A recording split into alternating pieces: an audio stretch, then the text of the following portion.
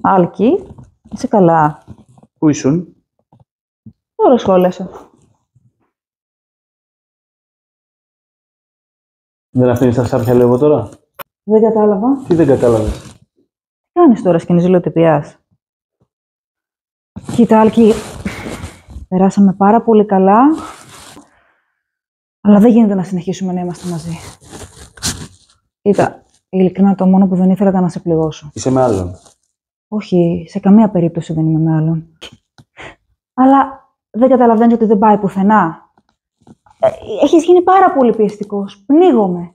Φτάνεις στα όρια της αιμονής. Σε σέβομαι και σε εκτιμώ, αλλά σαν φίλο. Όχι, κούκλα μου. Εγώ δεν θα κάνω αυτά που κοροϊδεύω. Άμα θέλεις να χωρίσουμε, θα το κάνουμε τώρα κανονικά. Και μετά πλέον δεν θέλω τίποτα μαζί σου. Έλα, ξεκουμπήσου. Άλκη. Έλα, φύγε, έλα.